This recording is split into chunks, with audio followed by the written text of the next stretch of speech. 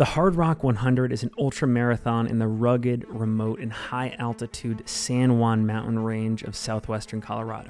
The 102.5-mile course, with over 66,000 feet of climbing and descending and an average elevation of over 11,000 feet, forms a loop starting and finishing in Silverton, Colorado, and reversing direction each year. This year, the course ran clockwise to showcase the historic nearby mountain towns of Telluride, Ouray, and Lake City before returning home. One of the highlights of this year's race was the return of Courtney Dauwalter, arguably the greatest ultrarunner of all time. Her massive success in the sport has included Hardrock, where she is a two-time winner with course records in both directions. After the start line, the next place we saw Courtney was on the other side of Grand Swamp Pass, descending towards the town of Ouray and the Chapman Gulch aid station. It was evident that she was feeling pushback from her body early on, that it wasn't reacting well, maybe the body systems felt sluggish. In post-race interviews, she commented on heat definitely being a factor, and at the time, I wondered whether it would be another year like 2023 where so many long stretches on the course would feel simply like a personal battle to survive out there. But, sometimes time is the fixer. Maybe Courtney would just give it time.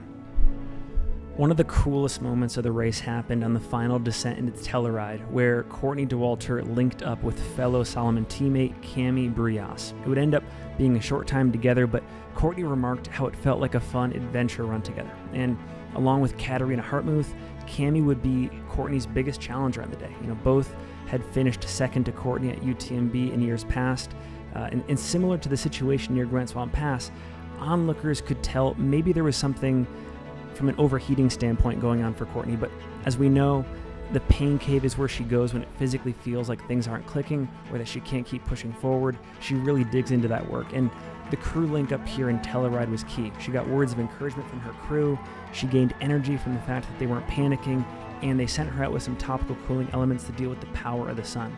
As Courtney has said before, if you stay positive, you can do way more than your body might suggest. By Ouray, Courtney was starting to seriously pull away from the field, building up a 30-plus minute lead and running alone for the remainder of the race. There at Ouray, she informed her crew that the train was figuratively back on the tracks and there was momentum to capitalize on. The next 30-ish miles to the Sherman aid station was a particularly good section for Courtney, perhaps hallmarked by picking up pacer extraordinaire Mike Ambrose at the Animas Fork aid station midway through. After Sherman, Courtney would go back in the figurative hurt locker and pain cave.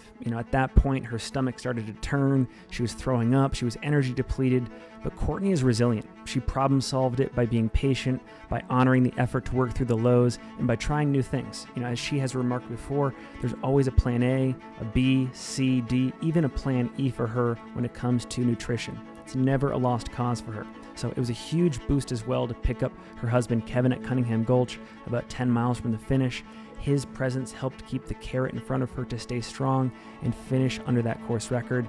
A few hours later, they were doing exactly that. Back in Silverton, Courtney was kissing the rock 30-plus minutes under her previous best mark.